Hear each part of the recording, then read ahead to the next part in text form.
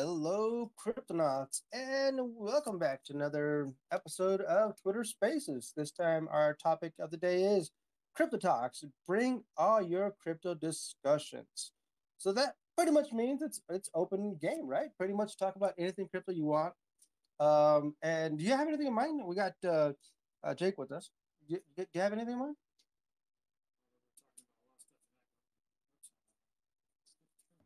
There we go. That's great. See, I knew it was going to happen. Can you mute?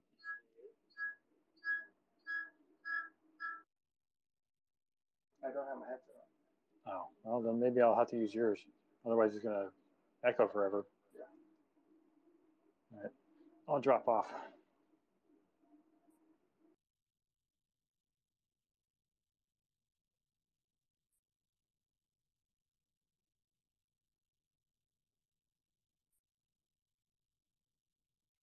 Okay. I guess I'm talking with a different account this time.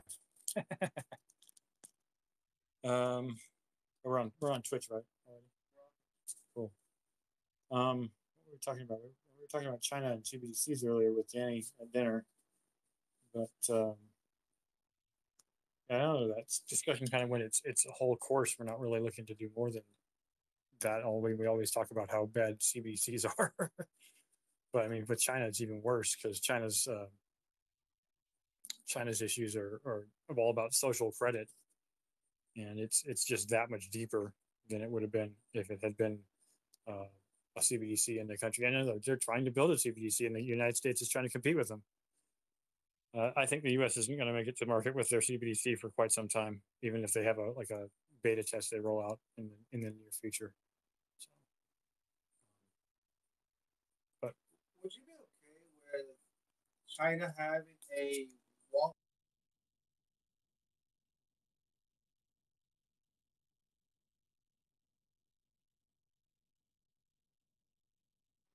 um, Chiva Wallet. I mean, they kind of have that with the QQ app, don't they? The whole app that they use, that not QQ, what's it called? I think it's called WeChat. Thank you. Yeah, WeChat. But they don't WeChat. accept crypto. No, no, they don't. That's true. Sorry, just leave it open. That's not going to be great, is it? Oh, that sounds good. Okay, as long as you can hear it. It's been weird. Like it says, it's weird having two people talking to the same account. Yeah. Anyways, yeah. So, but Achieva, well, I don't think China will ever do that. I mean, like other than that, their own WeChat wallet, which you can buy everything through, but is it going to be crypto based? It'll be their own crypto, but it won't be open crypto unless they want the world to use it. And they probably Oh, do. no, they don't. They don't. If you look at China's economic history, just recently have they actually opened up their economy to the world when they started doing international trades, right? And that's literally within like the last two decades. They've always had closed doors when it comes to their economy. Um, Yeah, I agree. They're China has always been in total control over the monetary over their own powers. stuff, right? They try to keep total hegemony over everything they own. But I'm just saying that they want other people to buy into it. They just want to maintain control. So they're like, hey, you can give us money, we won't give you anything. So as of right now, with the CBDC that's out right now, literally no one's allowed that's not a Chinese resident within certain regions of China are allowed to use the CBDC. So there's certain restrictions. First, they have to be a Chinese resident of certain regions within China, and have to need access to certain banks I to guess. I mean, access the those same Bank of China, CBDCs. right? Yeah. The central bank is their central bank for everything. No, as far as I know, there's no such thing as independent banks in China. Everything is through the government. Everything's through the government. It's just like North Korea. It's government or nothing.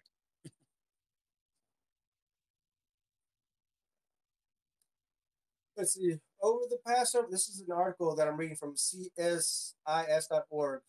Over the past several years, China has been steadily making progress towards a digital uh, renminbi, Jesus, renminbi, and now sees poised to become the first major economy to launch an official central bank digital currency.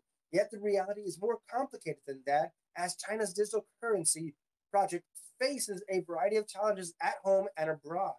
Though the citizens' government is further ahead in digital currency research than any other major economy, these economic and political challenges means that after nearly a decade of development and several years of localized testing, there is still no clear date for a full-scale launch of China's digital renminbi, also known as the digital yuan or ECCNY.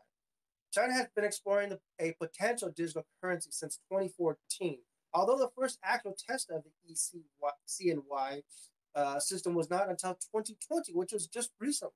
This is during the pandemic when everyone was in quarantine, right? With the initial trial launched in Shenzhen, Shengdou, and Shuang, Shuang, what is that?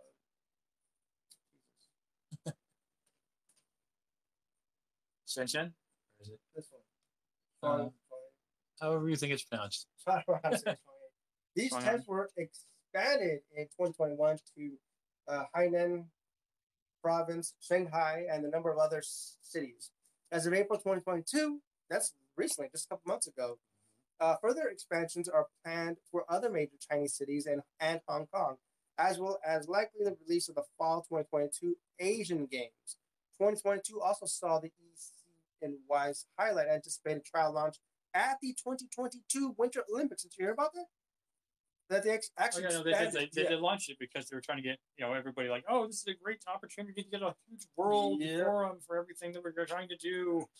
We have you in chains. Yeah, I don't remember the follow up on that. If it was actually a good.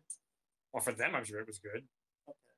Well, a timeline for the final launch of the digital renminbi is uncertain. China's goal is creating one are much clearer. In 2021, China joined a number of other countries in exploring the possibilities of using digital currencies for cross-border transactions, a decision in line with Beijing's long-term goal of boosting the yuan's relatively low use outside of the Chinese domestic market. At around 3% of international payments, the renminbi is a distant fourth place to the US dollar, nearly 40%, and the euro over 35%, in stark and disproportionate contrast to China's second place shareholder global GDP. Meanwhile, at home, the Chinese government has long been clear on its intention to limit the power and market shares of both commercial banks and digital payment corporations that operate independent of the state, especially Alipay, owned by Alibaba, and WeChat Pay, owned by Tencent. Some observers have pointed out that a centralized digital currency would allow Beijing to more closely watch both individual transactions and the powerful Chinese private financial technology sector. That's what we were talking about earlier, how CZ is actually cracking down on the Chinese big tech industry in China. Wait, CZ or Xiping? You said CZ. Did I say Z? CZ is not the guy. Sorry. He's the finance guy, not the president, not the king. My apologies. Not the emperor of China. Although China already has a substantial digital payment market and infrastructure, the digital yuan has so far had trouble breaking into that market. Well, it doesn't surprise me, But in a way, it does surprise me only because China already has, unlike here in the States, China already has decades and decades of using digital payments, right? So they do digital payments. WeChat's been around for a while, 15 years. That's what I'm saying. Yeah. So it surprised me a bit, The private sector digital payment service market is very popular in China, but is owned almost entirely by Alipay, almost over 50% of the market shares. Wow, that's a lot. Yeah. And we pay almost 40% market shares. Wow. Which boasts over 1 billion users each. That's insanity. Well, remember, there's 1.3 billion people in China, so. That's insanity. The ECYN system is still technologically inferior to these alternatives in terms of capacity and scalability. As an example, the ECNY ranges from 10,000 transactions per second to a projected future capability of 300,000 compared to over 500,000 for Alipay at its 2019 peak. It also raised a number of technical questions including who exactly will be liable for EC and Y's claims and how entitled other than major commercial banks will be enabled to participate in the system, leaving the EC and Y in a position where it has more downsides than its competitors and few upsides. Yeah, I think if you think about it in the context of what people can do transaction wise day to day, when we think about like payment processors, Mastercard and Visa have been around forever. American Express and or Discover as alternatives. And can you imagine taking all the transactions that all four of those companies do, plus all the cash transactions that all the people do throughout the entire whatever nation we're talking about, US or China, and then put them all into one thing? I mean, it's great to be unified, but everybody wants to have their own currency. But even for the US, I can't imagine a CBDC for the US like China's trying to do with their CBDC, because you have to do every single solitary transaction that's going to happen in the entire country every single second of the day in one system. Look it up. I actually did an article on that. I actually read the you call it the White House white paper. Literally look that up. Google White House CBDC, and you'll see what I'm talking about. Google. I'm literally typing Google. White House. Actually, White House CBDC. Now, yeah, fact sheet. Now, down at the bottom, the first part you don't have to really worry about. I would say scroll down to the bottom. I think where it gets really interesting. I think it's the last paragraph that really just kind of does the last final punch. And I'll read this last paragraph here. And I think this is what it is. Recognizing the possibility of a U.S. CBDC, the administration has developed policy objectives for a U.S. CBDC system, which reflects the federal government priorities for a potential U.S. CBDC.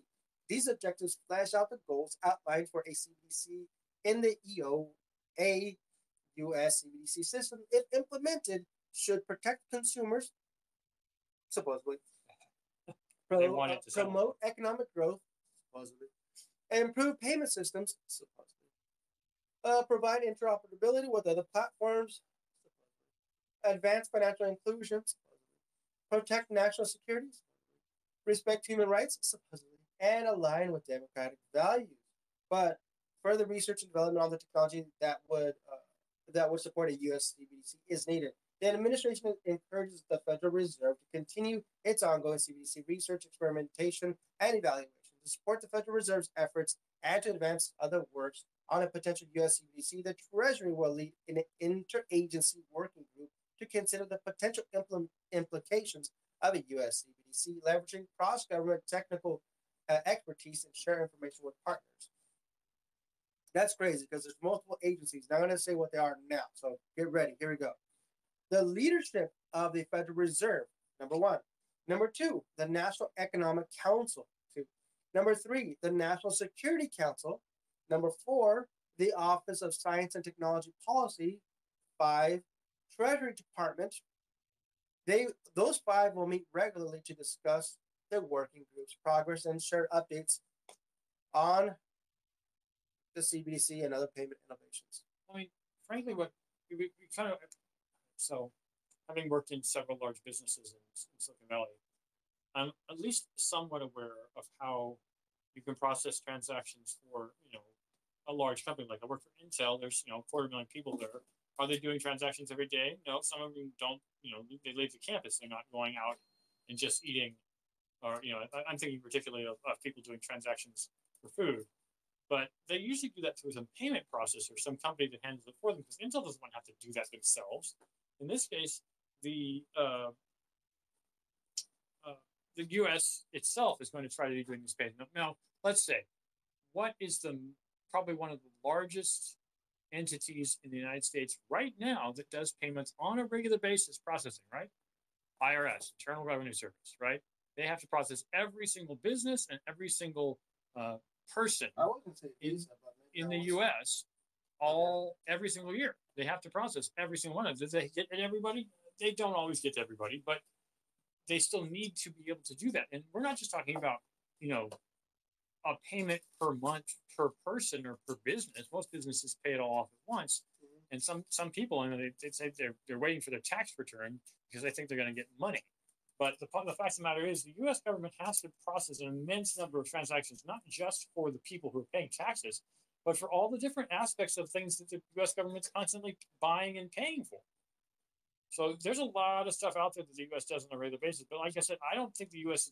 itself is doing it. I think they're honestly going to get some corporation like, FTX or Block to do all their transactions for them. They're just going to own it. It'll just be owned by the U.S. government instead of by Block or by whomever does the payment transactions. So I honestly don't think the U.S.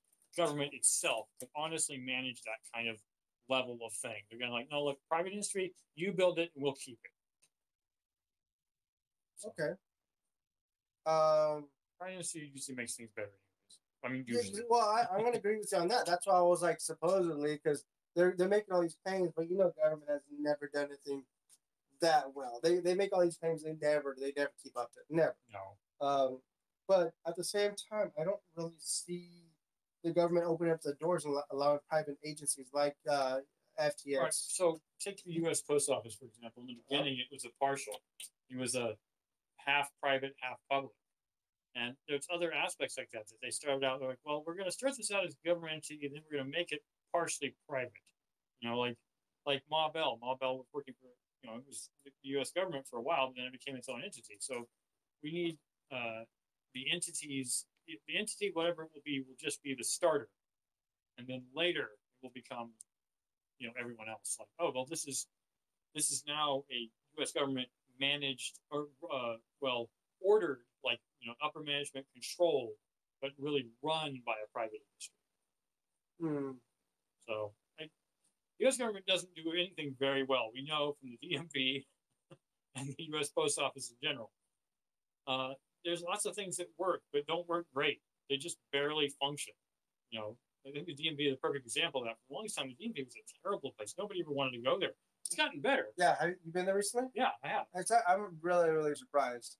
Yeah, the one that's out near my home, they're way better than they used to be. The one thing that I thought was really impressive, but just to give props to the federal government on functional, human engagement, instead of just being a bunch of people in a room who don't give a crap about what they're doing. They're just like, here you go. Okay.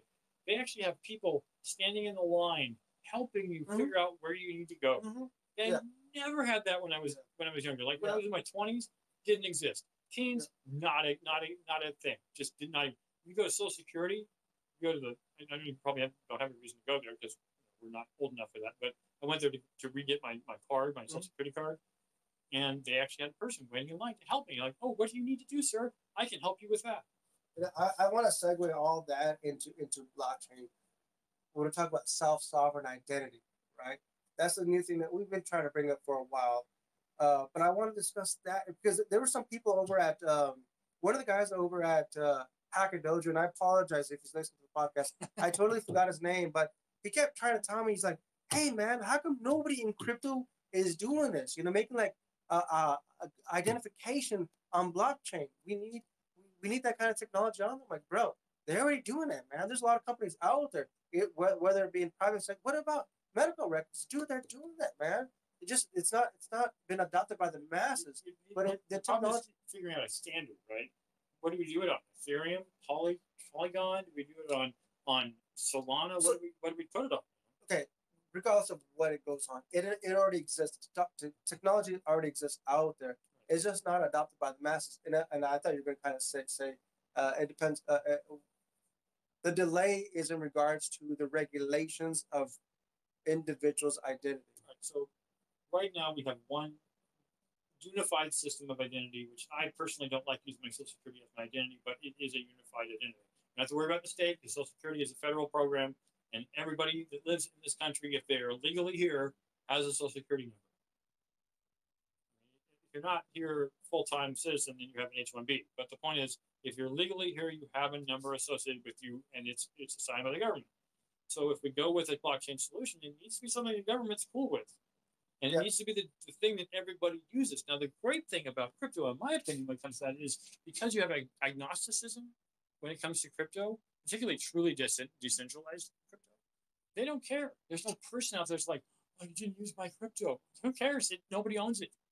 Now with Solana, that's not true, but at least with things like Ethereum or Cardano or things, I mean, those proof of stake, but nobody owns it, right? Nobody, I mean, you can own coins on it, but nobody owns the network. Now, I don't think the U.S. government's going to go for something like Solana or Cardano or Polychain, and the reason I say that is because they can't, one, control it, and two, they can't really, guarantee it's always going to exist.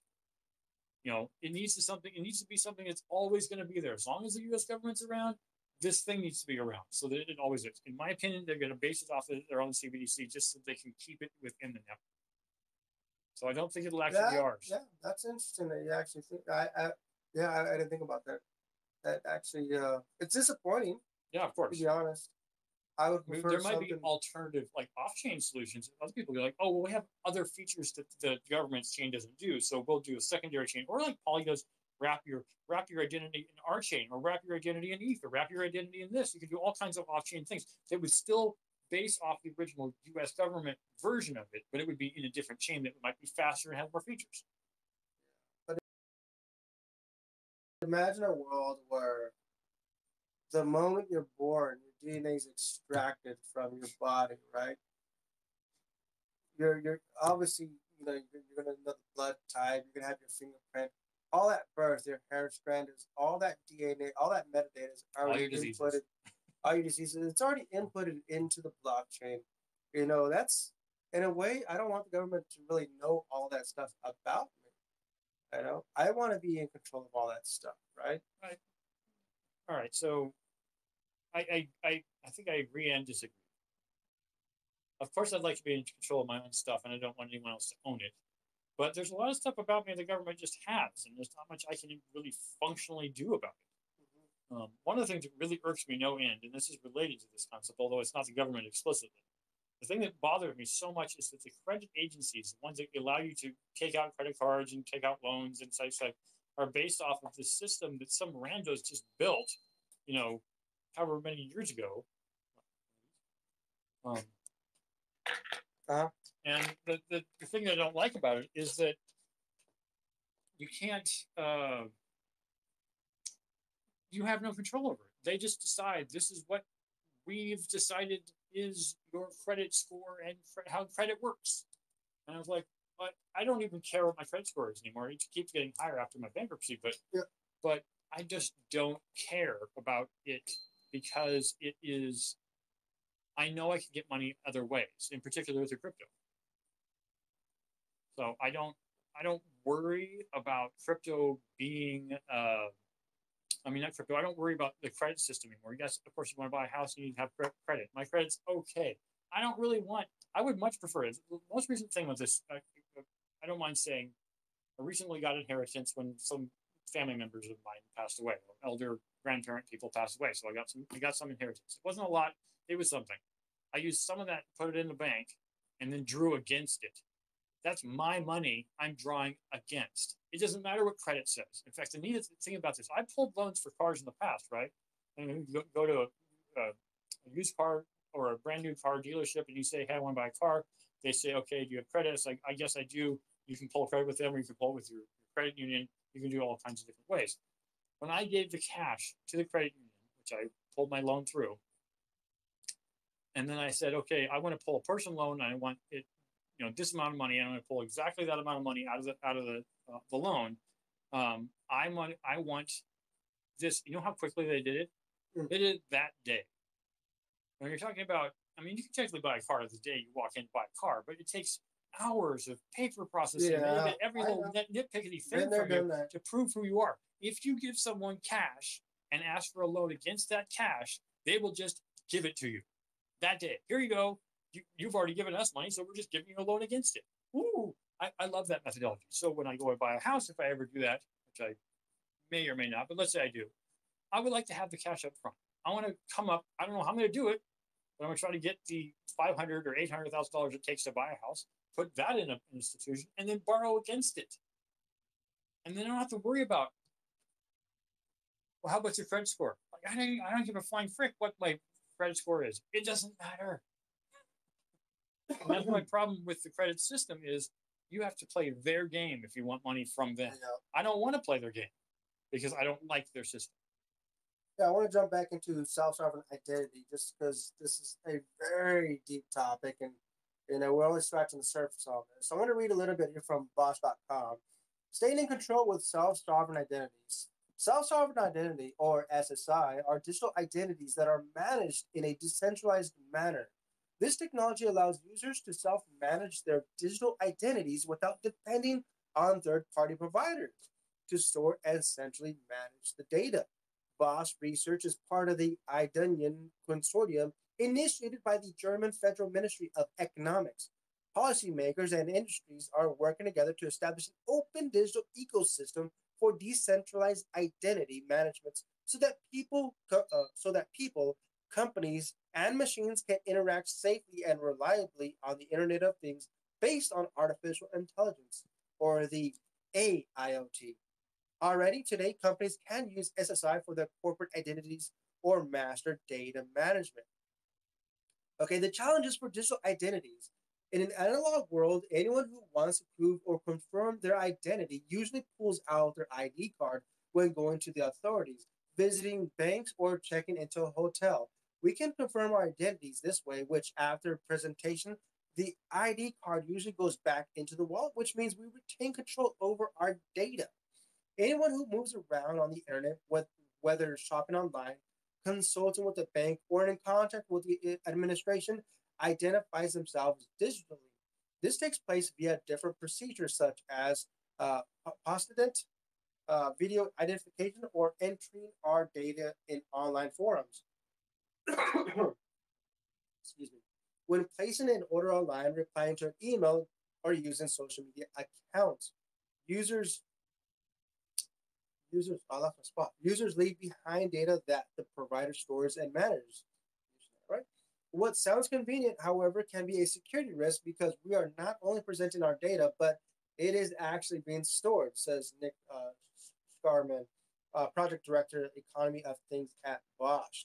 The user does not keep this digital identity in his wallet. In most cases, users have no controls over what happens to the data and who can view it, even though even those who log into the website or app with their social media accounts are revealing more about themselves than they might like. With every login information is stored on what it was used for and when. What applies to private individuals also applies to companies.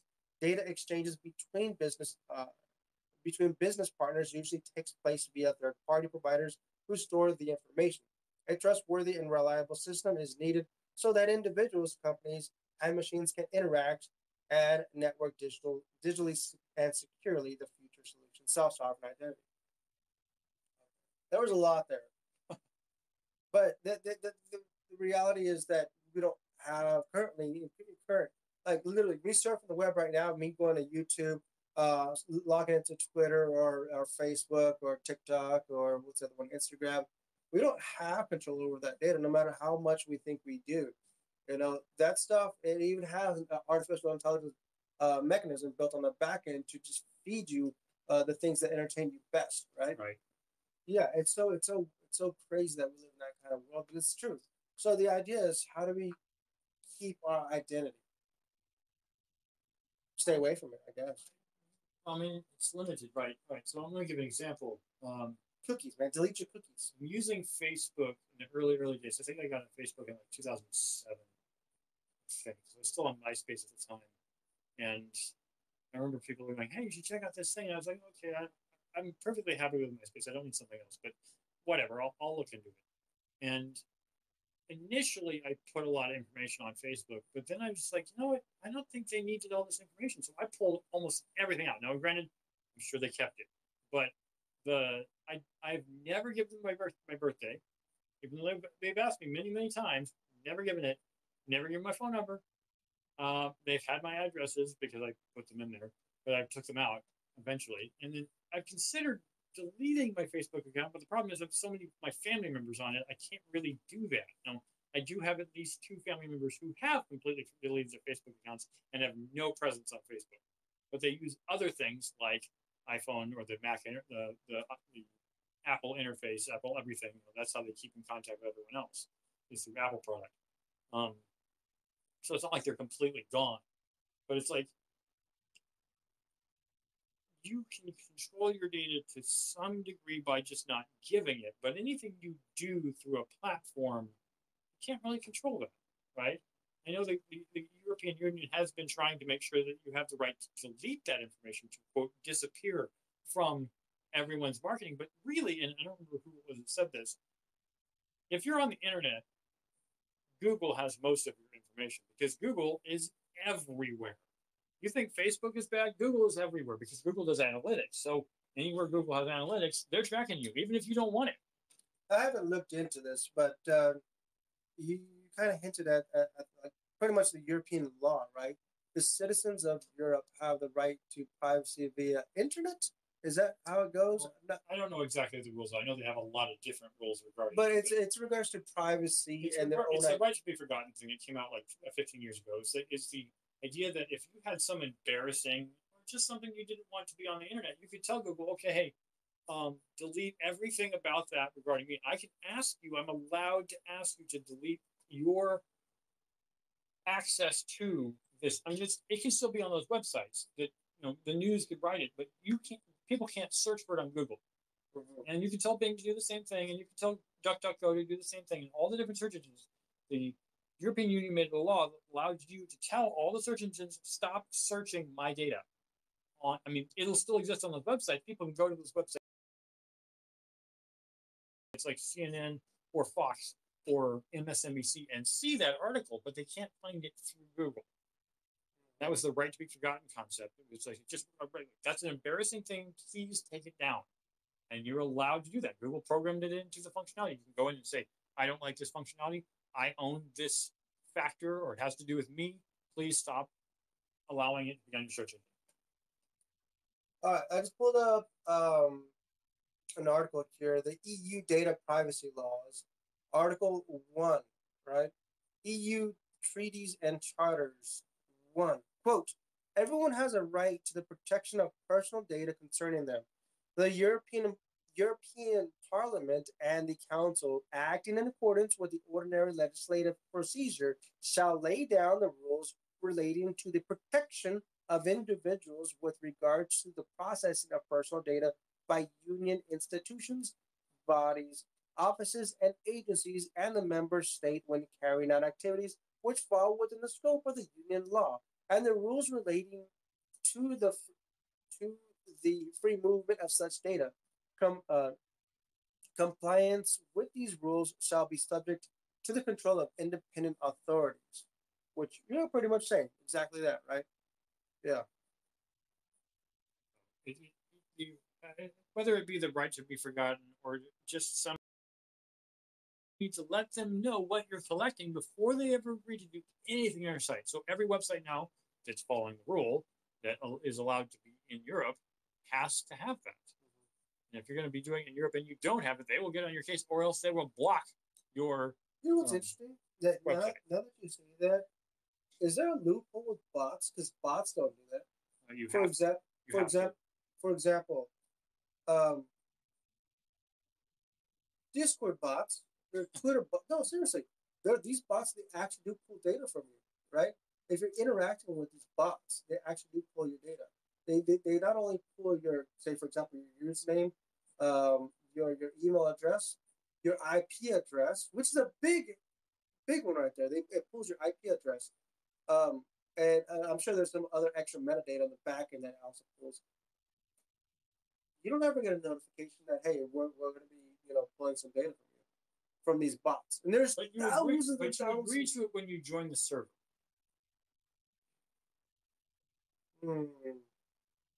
Now, as to whether or not every single bot that you interact with on a Discord server has been authenticated by you, probably not. But when you join the Discord server, you're going to say, we have bots. Just so you know, they're going to be pulling data on you. Now, is that a loophole? Yeah, probably is. But, I mean, what kind of data are they pulling on you, other than just watching what you're doing on the Discord channel? And has the European Union tried to do it? I don't know. Maybe they have. Maybe they have not, because it's such a limited thing. It's just Discord, right? Mm-hmm. It's not but it is technically a website. So you think they'd have to have some kind of compliancy. I'm sure there's bots just about everywhere, right? Oh, yeah, they're all over the place. Not just in Discord. That's true. Yeah.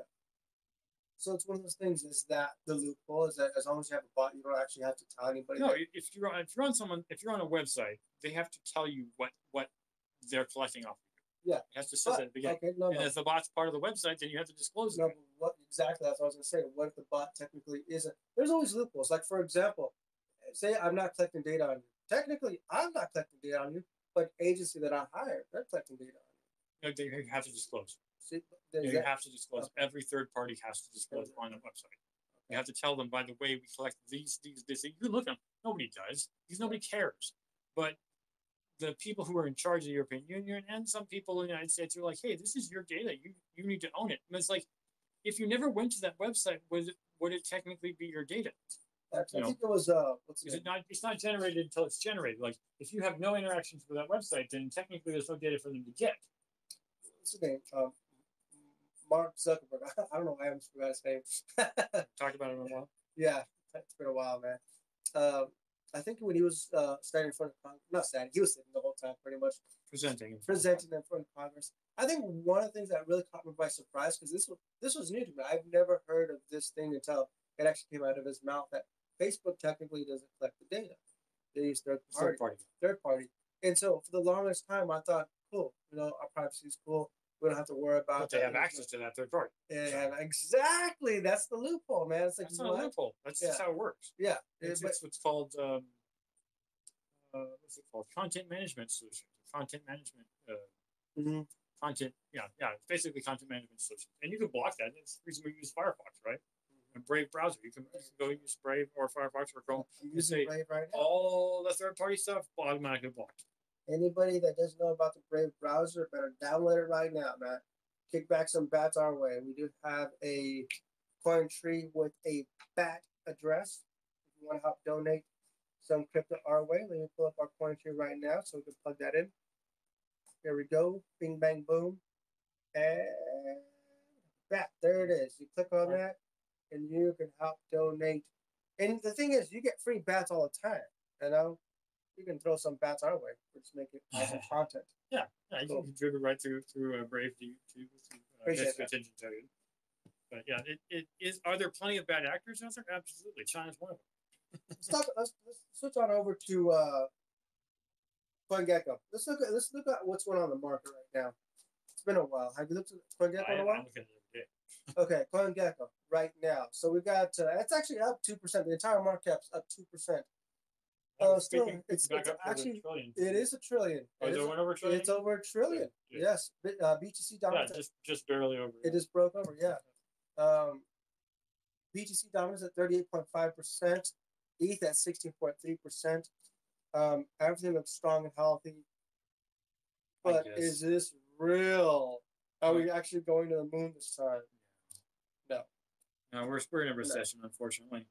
And as we talked about earlier in the hour, it was it's a world recession. Honestly, it's disappointing. But there's a lot of things that have been bubbling at the surface for quite some time. I think the guys in the China show were talking about this recently. They're saying that was it 30% of China's entire economy is real estate.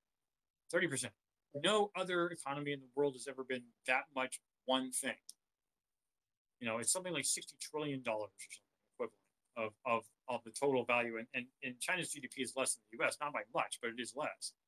And so to say that a third of their entire gross domestic product is just real estate, if that collapses, which it is doing right now, and that's the reason we're experiencing recession, not just from us, but from them, I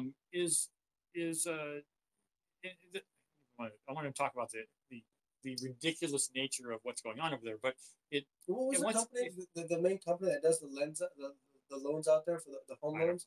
I forgot the name of it, but it's a big management company. Yeah, and they just kept passing the buck on to the government. The government can't support that forever. We saw that happen in 2008. So, and I wouldn't even say that the collapse that's currently happening in China is anywhere close to the one that happened in the U.S. in 2008. So there's this massive collapse that's looming, and it's actually kind of already happening. And so I feel like it's the beginning of the toppling phase of something falling over. And no one knows where it's going to land. And of course, it's this huge problem because people are buying things that they don't even see it. They buy a house they've never seen in their lives. Then they see a picture and they go buy it. And they're talking about millions and millions of won to pay for a house you're never going to even live in, let alone the fact that you've never seen it.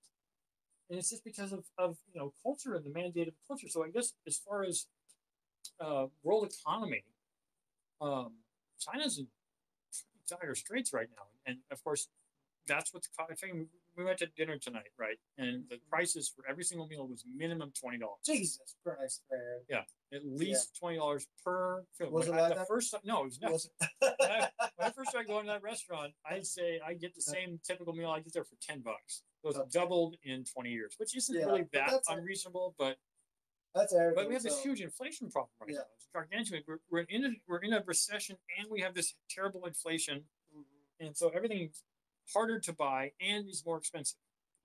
There's less of it and it's more expensive. I realize those things are tied to each other, but I think the thing that bothers me most, and I'm going to make another pivot here away from China and away from the U.S. over towards Russia. Was it back in February when Russia attacked Ukraine? The thing that I don't think Putin really saw, I don't really blame Putin alone. It's just the Russian oligarchs, in my opinion, didn't really see the fallout of what would come of cutting off the trade of oil and gas between Europe and Russia. Russia has an immense amount of huge stores of oil and gas, and they've been selling it to Europe for decades. And that was pretty much their bread and butter. That was where most of their money came from. Cutting that off hurt the European Union, hurt the world because of this change in the amount of fuel available, and hurt Russia. And to say that we're not a global economy is not just folly, but like blindness. Like you don't see that we really are a global economy. Not as much as we were 100 years. I mean, I would say way more than we were 100 years ago. 100 years ago, when we had the First World War, there was some interdependency, but the countries could pretty much survive on their own. We weren't sharing grain, we weren't sharing oil, we weren't doing all those things really to the extent we are today. Yeah. And now, because of what we're doing today and the fact that this huge change happened, we're really kind of screwing ourselves. I'm not saying by Putin's actions we're hurting ourselves. He's hurting himself and hurting his country by doing this. So I don't understand his reasons, but I guess what I'm trying to get at is that our world is a world economy, whether we like it or not. And honestly, it seems like we did like it before some idiots went and screwed it up. Because everyone was like, hey, we don't just have to trade with ourselves, we can trade with everybody. We can trade with China, we can trade with Russia, we can trade with the European Union, we can trade with Australia, we can trade, South America. There's so many people to talk to. It's not just our one country. We have 330 million people in the U.S., or what is it, 35 million in Australia, or I don't remember how many the European Union actually has. It's probably half a trillion, or half a billion. But I guess what I'm trying to say is that it's not just our local people. We have roughly 8 billion people we can trade with. Let's trade with them, right? That's a lot more opportunity, a lot more possibility. You almost make it sound like it's an option that we have. I think we're way past the option. I'm making speculative. I'm not saying that we don't. We have it. Yeah. We need to stop not doing it. We need to continue doing it and not just cut us off by Putin. Yeah, no, you can't. Exactly. You can't do that. So that's what a lot of people. So this is what's crazy. Now, I don't want to say it's pro-Trumpers per se, and I know this might offend some folks, but the folks that I run into tend to be pro-Trumpers that say we need to stop trading with other countries, man. No, we need to take back this country, back to the Americans. But the reality is you can't do that. You cannot. We're so dependent. It's not like we don't have that option anymore. The reality is, look. So people that eat beef, unbeknownst, the majority of our beef comes from overseas. Yeah, the majority of beef. Yes. Oh my God! When it says what is it, USDA, right? USDA. That's not actually American beef, man. It might be grown by American farmers, but not in this country. Yes, exactly. Bing, bing, actually, bing. Technically, it is American because if it's coming from Brazil, it's technically American. It's just South American. But yeah, I think it's 40% of all U.S. beef is actually grown in Brazil. Not to say we don't have a huge beef industry here in the U.S. We do. In fact, I learned recently that I'm not trying to make a pivot. It's related as far as wasted resources go. When we're talking about the Western United States is having this huge drought problem right now, right? Why are we having this drought problem? We keep talking about, hey, we should make the cities and the industry stop using so much water. So we try to conserve. We try to reduce our water usage and cut it down. It doesn't matter. All 6% of all water usage in the Western United States is residential. Another 9% is industrial. Nine. So if you add it together, 15% of all water usage that comes out of all the water sources that we get in the entire Western United States is only 15% in all residential and all industrial. You know where the gross majority, the other 85% goes to? Agriculture. And of that 85%, roughly, was it 40 or 50%? 40 or 50% of it goes just to alfalfa, which I was blown away when I heard that. I was like, wait, you're saying that 30% roughly, 30, I think it's actually 33, but 33% of all the water that's used in the Western United States goes only to making alfalfa to feed cows. Yeah. Just alfalfa, only alfalfa. That's it. So we could save. Let's say we did what they call fallowing, which is where they tell don't farm this year. We'll pay you money not to do it. Like, we'll basically pay what you would have gotten. Which is pretty much everything on I-5. Let's say we did that instead and said, hey, alfalfa farmers, half of you, we will just say this year don't grow any alfalfa. You know what we would get? We would double our water availability just for residents. So this is the thing that blew my mind. I was like, wait, what? This is real? But see, this is the thing about economies is if you don't really know what's going on, you're going to think, well, we need to bring our jobs back to America. We can't. We sent them all away. All of our jobs went to India. Well, not all of them, but a lot of them. So I guess what I'm trying to get at is the global economy is already here. And anybody saying we should get rid of the global economy and go to something else is wrong. It's just not how it's working. It's sad. It's disappointing to those people who wanted it to get out of the way, but it's not how it is. So I'm not trying to crap on anybody's opinion of what's happening. I'm just trying to say what you think is happening is not what's happening. So, hey, Rick. Oh, is Rick there? Sorry. Yeah, no, talk. Well, I can't hear what he's saying because I don't have my audio. No, he should be able to hear you. No, he can hear me. I can't hear him. No, he can hear you from here. Go ahead, Rick.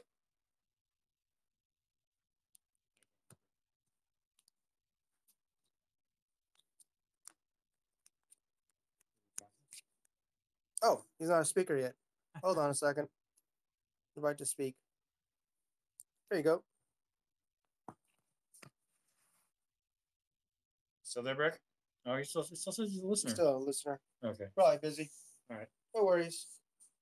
Well, I'm not trying to go, like I said, I wasn't trying to go off on a huge tangent. I was just trying to make a point that despite the fact that we may want our economy to be, localized and only in my backyard, as it were, and just stay here local and just be, cloistered off from the rest of the world. We can't. We haven't been a, U.S. only for almost my entire life. Is that why Elon Musk wants to go to the Mars so we can just go back to not just a one nation? I don't think that'll ever really happen. It's his. Well, he's gonna. What did you see? I know you saw it, man. The Elon bot. You saw it. We talked about it. Yeah. I didn't see it. You didn't see it? Look it up, man. Look it up. Let's look it up right now. The code? No, not the Elon. Oh, you're talking about the robot. I'm talking about the yes, robot. I've seen the Tesla bot. Yeah. I thought you were talking about the goat.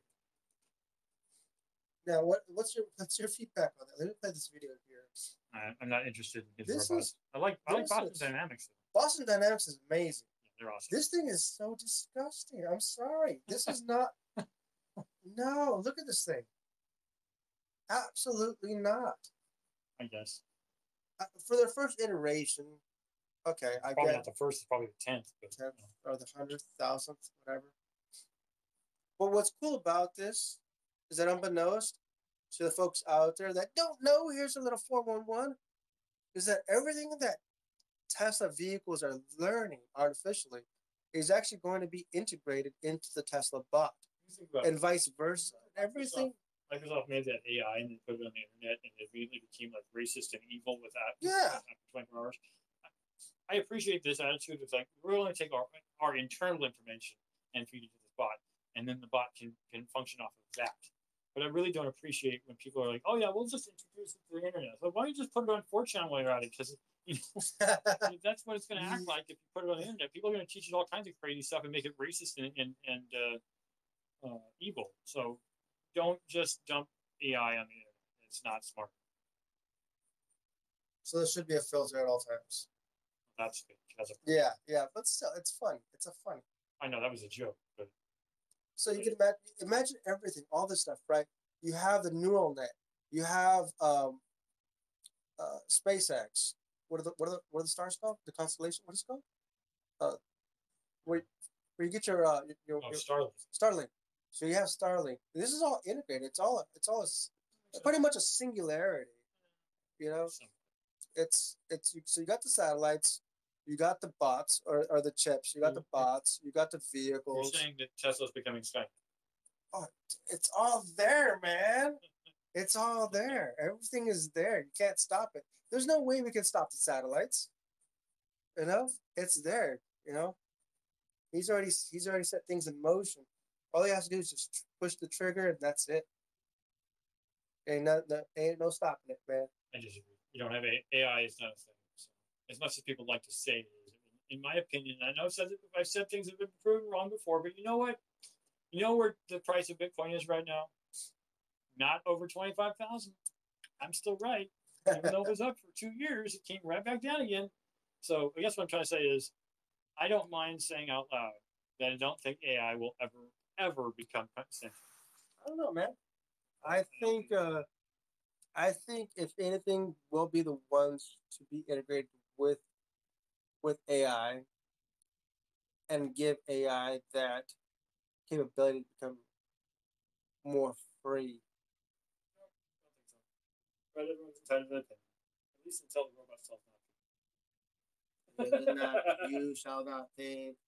We do the thinking for you. Remember that's what Agent Smith says in the original Matrix. He said, "Well, call it your civilization, but really it's our civilization since we've been doing the thinking for you.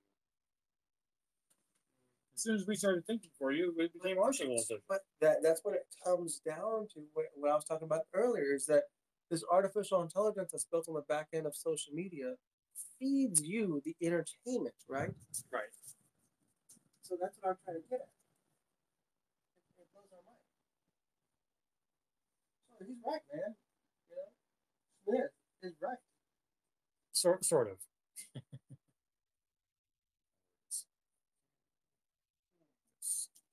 All right, let's head on over to. Let's look at. Oops, I turned it off. Now it will stay on. If you want to have to touch it, it'll stay on. Okay. All right. Back to them. So you did hear about Cardano's upgrade, right? They did a video on that. Yeah. It was disappointing, to be honest. Not much came of that. You know, the Vasil upgrade. Cardano doesn't have anything it's doing. Well, that's what Vasil was. Vasil actually opened up the gates to allow developers, which 10,000 developers. Maybe now it will do something, but it's not going to just happen. Yeah. It's not going to just. It's my fingers. It won't just happen that quickly. Yeah. It takes time. It's like Ravencoin's always asking about P2SH.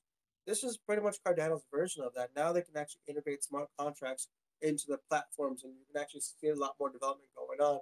So there's over 10,000 developers now that have been working on the back end to push out their projects on Cardano. So they've been in the works already. Now, hopefully within the next, I'm guessing less than a year, you'll see thousands of new projects on Cardano. But yes, since before Vasil, there has been nothing because all it did was just give you coin. There was no interacting with it other than coin. So a lot of things are like that. Unless you start getting people doing development on it, what's your project for? Right? It's great that it has value, but I mean, other than just the coin, like Bitcoin, what does it do? Bitcoin is just a store of value. We need more than just a store of value. That's fortunate. Yeah. What is the US dollar a store of value? Does it do more than that? Not really. So, is it the world currency right now? Yeah. What's your coin you're looking at right now? What's looking very promising to you? Well, all right. So, not from the standpoint of like keeping coin and using coin other than Dynamo. Of course, I still mine Dynamo. Let's look at Dynamo. We have not looked at for a long time. Caspa. But then I realized Caspa wasn't really. Right. I have a lot of Caspa because I mined a lot. But what's Caspa? Caspa. It's not even on here. Am I spelling it right? Kaspa. Oh, KAS is the language. Caspa. There it is. Got it. It kept declining in value. I mean, I don't mine coin to sell it right away, anyways. But it just kept declining in value. I wasn't making it, but the whole market is down so ridiculously low. Let me give you an example. Before the ETH merge, when you could still mine ETH on one of the more powerful cards that came out several years ago, the VI Radeon 7, you could make somewhere between $1 and maybe $1.50, maybe $2 off of mining Ethereum per day. The most profitable card right now, off of the most profitable coin right now, for probably nice hash, just one card, it's the 3090, right? Or the VI or the Radeon 7. You can make before power costs 40 cents a day. 40 cents off the most powerful card that exists. Wow. Not including the cost of power, which means if you include the cost of power in most places in the United States, unless your power is less than 3 cents a kilowatt hour, you're not going to be making much. You're really not going to be making much if you can even break even. So, like where Sean Neal, the developer, head developer of Dynamo, is, his power I think is like 2 cents or 2.9 cents or something per kilowatt. It's ridiculously cheap because it's all hydro power, just like it is up in Canada. So it's really, really cheap there in Delaware where he lives, and that's great. But out here in California, the cheapest power I've been able to find is 9 cents a kilowatt, and that's currently where I am. 9 cents is the cheapest I can get it down to. Even industrial bulk where you're spending like a megawatt worth of power is the cheapest I've ever been able to find anywhere in California, unless I was doing it myself. It's like 7 cents. So in most places in California, particularly like San Francisco or the Bay Area, it can be 25 cents. I've seen places in like Texas where it's 40 cents, and that's the cheapest. So anybody in Texas is doing, I'm sorry you guys have to pay so dang much for your power.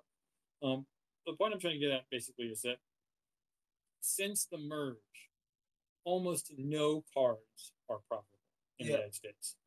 And that is really annoying. Because, I mean, it's only profitable if you're going to sell it right away, which I never was doing anyways. I was only selling to cover. If I needed to pay a bill, I'd sell some coin. But so as far as the point I'm trying to get to, that was what I was trying to get back to, is saying nothing's worthwhile right now.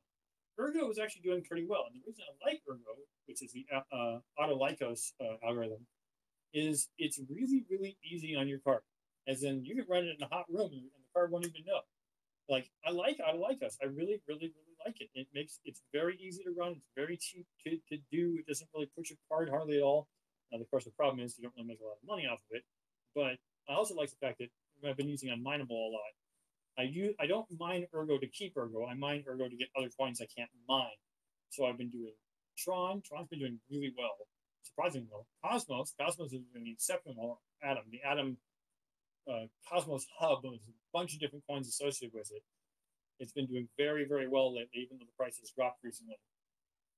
And the reason I like Cosmos in particular is I think its peak value was like $40 per coin.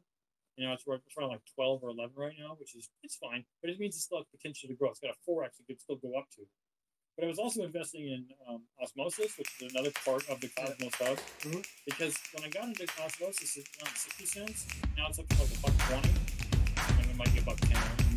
But it has the potential to do 10x to 12x. So, and looking at that, I was like, oh well, if I invest in Osmosis, then I have this much greater. But the thing I keep looking at, and this is the reason I was making this point about Dynamo earlier, is Dynamo has way more potential.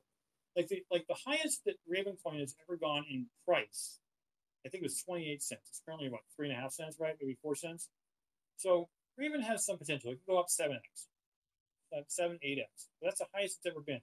The highest Dynamo has ever been is $3, Yes. which is 100 times where it currently is. So it has 100x potential growth.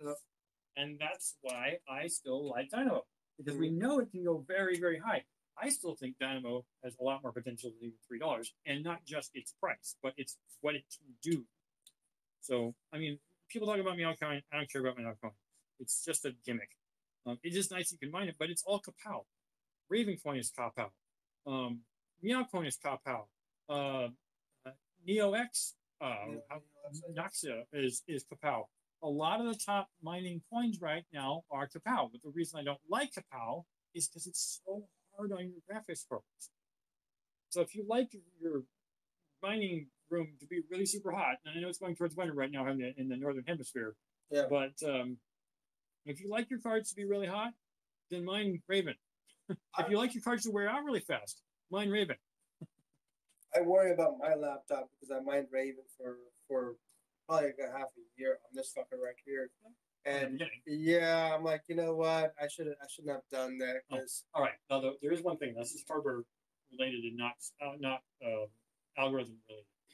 I am really enthusiastic, and I am thinking about buying the 7950X Radeon 9, because the performance that people have shown, I've seen at least 6 videos where people have gone through and checked the performance on it. You still have to have a lot of RAM going to be doing CPU mining, but I was very impressed. So, like, the 5950X was the previous generation, but the fastest. It was a 16 core, 16 core, so 32 thread, right? You can do up to 32 threads.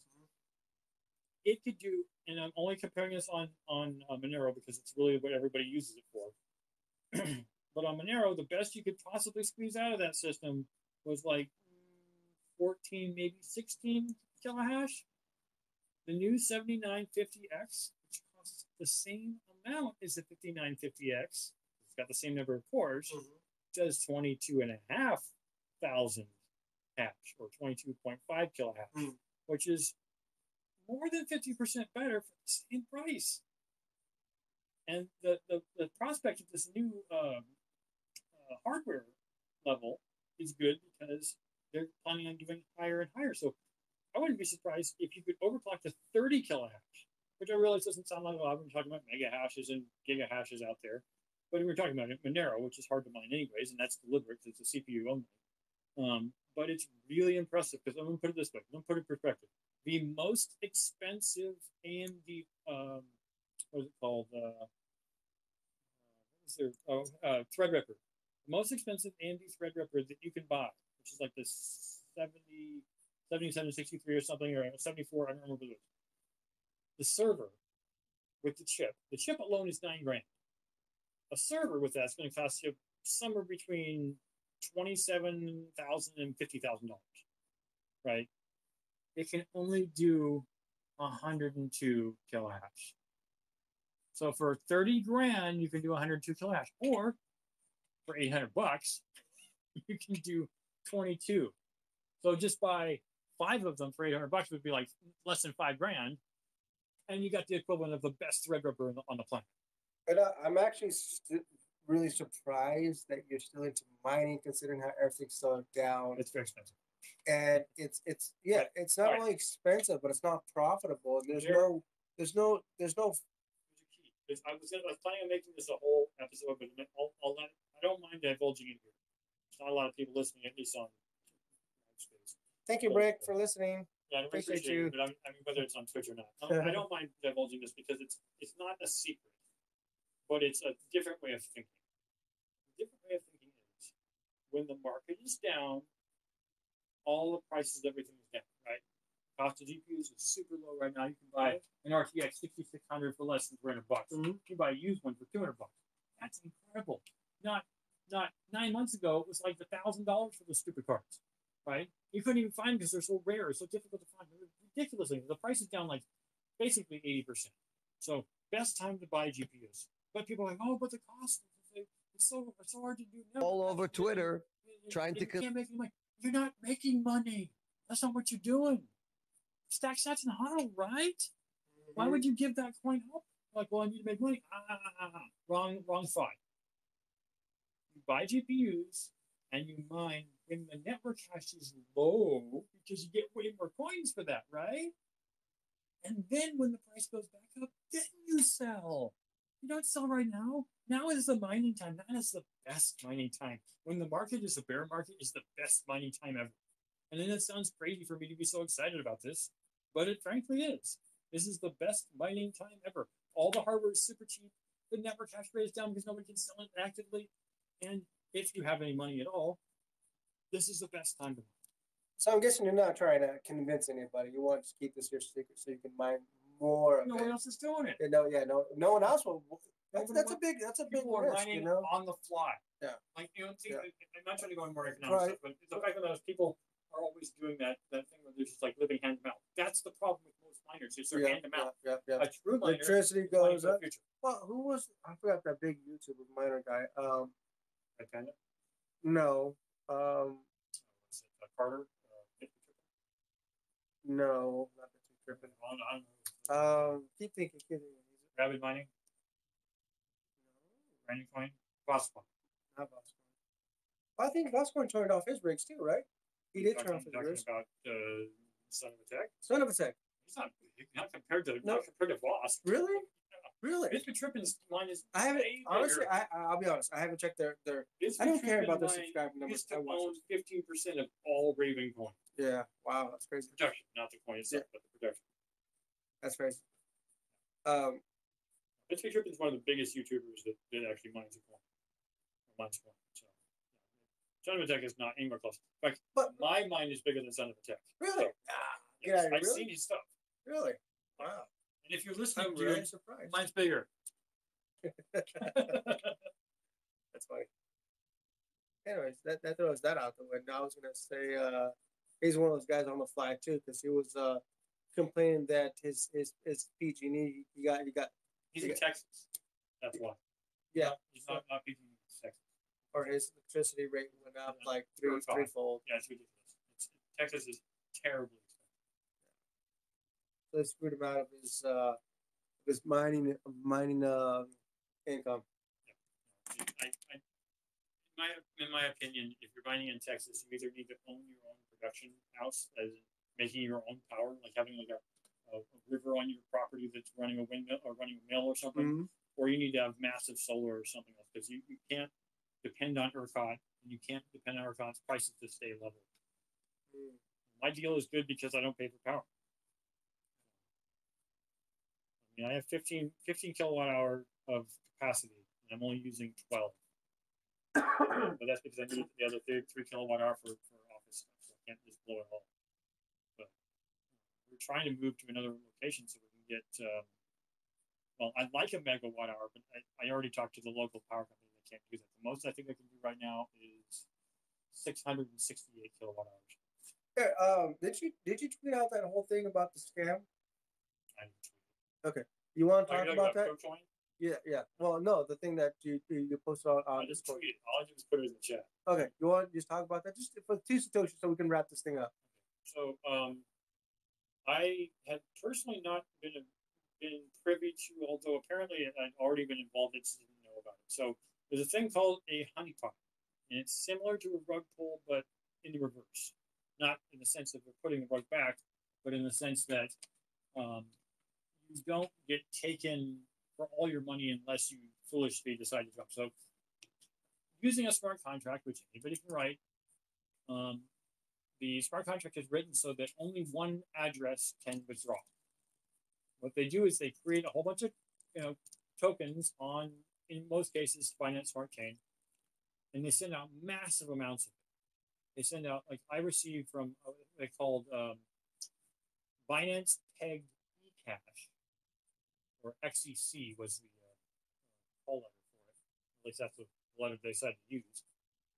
And they sent out 29,000 of these. No, 29 million. They sent 29 million of these coins to my guy. Now, apparently, because the coin's been around for a hot minute. What is it called? XEC is the correct version. It should come up as eCash. Got it. but it's actually Binance pegged eCash, which means it's on the Binance Smart Chain. And you can only see it if you're on the Binance Smart Chain. So if you're like a MetaMask for Binance, or if you look on Atomic Wallet for MetaMask or for Binance, you'll see it. You won't actually see it because it's only on BSC, Binance Smart Chain. Anyways, it was generated. They sent out massive numbers of these 29 million coin allotments or token allotments. They're just all kinds of random addresses. Any address out there they could find, they just send them out. And I think they sent out 10,000 cents of 29 million tokens, right? So that's quite a number of tokens. Now, it's not for some reason. Actually, there's an explicit reason for this. So what happens is people are like, oh, look, I received a whole bunch of coins. It could be wrapped coins, it could be real coins. But the point is, it's some kind of coin. Somebody sent me some coins. Then they will go look in the market to see what it's worth. Now, because it's made to mimic the real coin, isn't the real coin, it looks like it has value. In some cases, it does actually have value. But the problem is no one can withdraw. No one can trade. So as people get involved, like, oh, wow, it's worth a lot. I should buy some. So they can buy it, but they can't sell it. There's no way to sell it. And when you try to pull it out, you're never going to be able to pull it out. You're stuck with your hand in the honeypot. So I had about $6,000 worth of coins sent to my wallet. At least that was the effective value. Obviously not the real value. And I looked at it, I was like, no one would send me that much money. There's no reason. I don't know anybody who would send me that. That's ridiculous. I mean, I was excited at first, but I was like, no one's going to do this. My alarm bells were going off in my head like, no, this is probably a scam. I don't know how it's a scam, but it's a scam. But yes, because the smart contract is registered to one withdrawal address alone, if you buy in, you're screwed. And if you try to sell it, it will never work. Oh, you know how I figured that one out when you told me that one. You remember when we were reading through the Twitter messages, how, hey, I don't know how to use my private keys. Here's my private keys. That's the same exact thing. Yep. If you try to interact, yes, they are legitimate. They are legitimate private keys. There is actually money on those wallets, but the moment you try to interact with it, because you need to transfer the assets, the only way you can transfer it is to deposit a little, and then right when you deposit, pulls it right out. Pulls it right out. Yep. Yeah. So those are the same kind of scams. Another honeypot scam of a different sort. And so so I discovered this. Those private keys. If you ever get somebody to DM you, hey, here's my private keys. They are real private keys, but you can't access them. Nope. And it's because the smart contract is limited only to one address. Now, if you can get a hold of that one address, then you can do it, but not likely. So, yeah. In any case, I guess what I'm saying is that I was. The website was amazing. I wasn't excited, but yeah, that's XCC though. That's a complete. Remember, that's not. That's what we're talking about is Binance wrapped or Binance pegged XCC, not the actual XCC. XCC is a real coin. Okay. They made it this fake coin that looked like XCC on Binance. Okay, so then what is it? Okay, what am I looking for? XCC. You actually have to go to PancakeSwap to find it. You also have to actually Nomics. Go to nomics.com and look up XCC. It's technically. I think it is XCC. If you look it up and you can get the smart contracts, and you go over to proofcoin.app and put in the smart contract. There it is right there. It is. Binance Pay. There it is. Yeah, that's it. And pull the smart contract address, which should be an OX something. It's got to be on there somewhere. You can probably just click on it and click copy. Yeah. Now open. That's BSC. You can just go right into it. I'm just saying PooCoin will show you it's fake. That's the whole point of PooCoin existing. PooCoin.app will actually show you all the fake coins. That's what you do.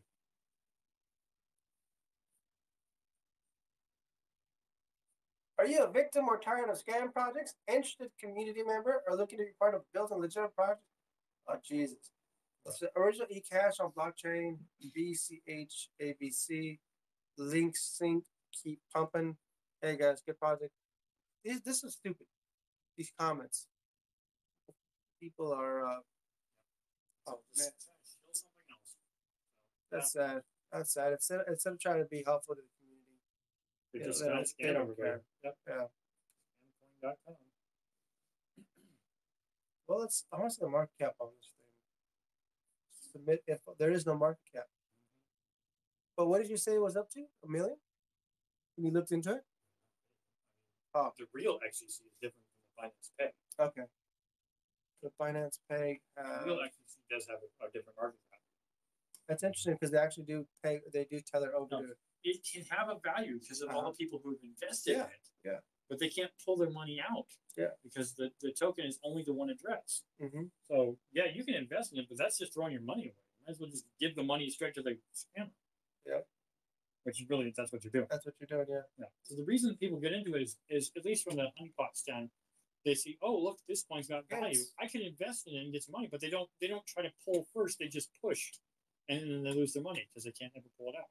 Mm-hmm. And that the reason that the price continues to go up is because no one's pulling it out because they can't. Yeah. I mean, when you look at exactly. Let's see. When you look at this chart looks pretty. It looks beautiful. It looks like a beautiful chart. It looks healthy. You know, it keeps going up. It's in the green. You know, every single time. It just looks so nice. So it's unfortunate that these jerks exist. And they're taking advantage of people. But that's the reason we warn people. That's the reason. Honeypot scams. Don't get caught up in them. There's actually honeypot honeypot.is will help you check for honeypot. You can put the smart contract in, and it'll tell you if it thinks it's a well, okay, let's try it. Let's see. Well, I've tried many of them. They're so new. They fly by night. They're gone within 2 weeks. The site doesn't really keep up with them. The best one to do is to go to poocoin.app. And they will help you find it out because they actually show the performance of the and how old it is. Try poocoin. Now, when I tried all the different smart contracts, Binance Peg didn't show up as a bad one. You said poocoin? Yeah, POOCOIN.app.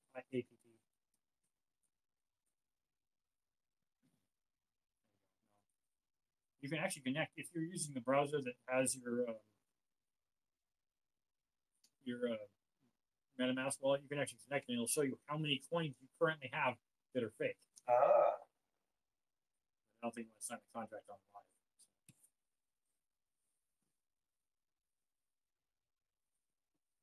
Interesting. But what is it? This doesn't say anything. What does it say? This is a poocoin. I figured out from this one doesn't because Binance Peg XTC has been around for a while, so it still looks legit. But the other ones I found were like but this was the Binance Pegged one. Look, I know, it's been around for a while, and so it doesn't look fake. What I'm saying is the other ones that are newer that I found more recently that have been added to my Atomic Wallet account in the last week.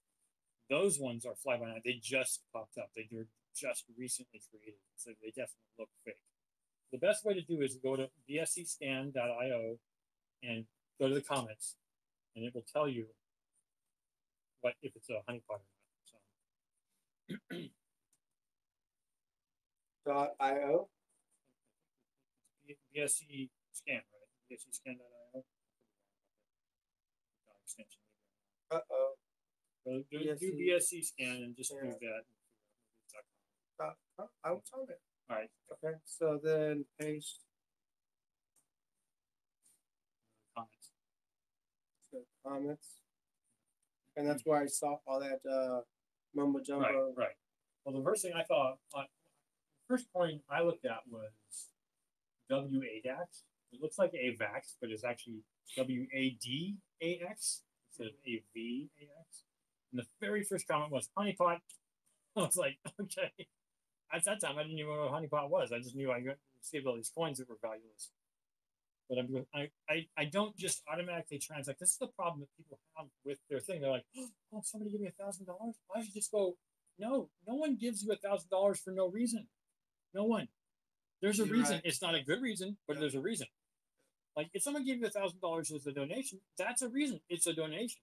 If someone gave you $1,000 because they're trying to scam you, that's also a reason. It's just a bad one. So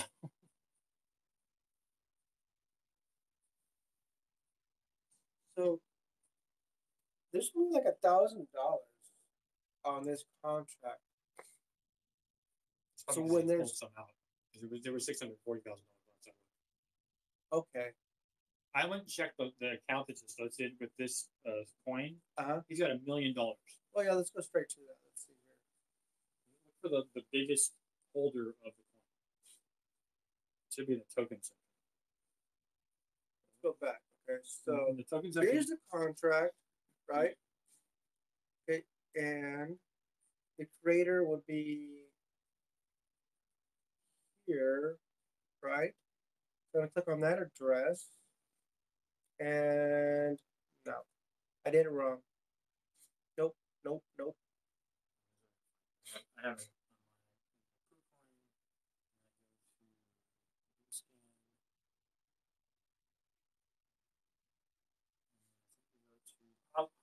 Holders, and it says, yeah, okay, so the largest, if you go to rescan for that particular coin for the token, the Binance Peg, Uh-huh. oh, I was looking at the wrong one. Let's see. Yeah, that was the wrong one. XCC.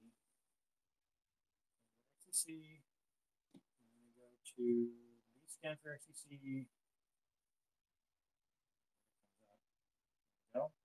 Now, in the 6,000 hodler's space, in the tab, 31.9% of all the coin, $500,000 worth, effectively, I see. or 11 billion of the coins is this one address. Wow. Most likely the scammer.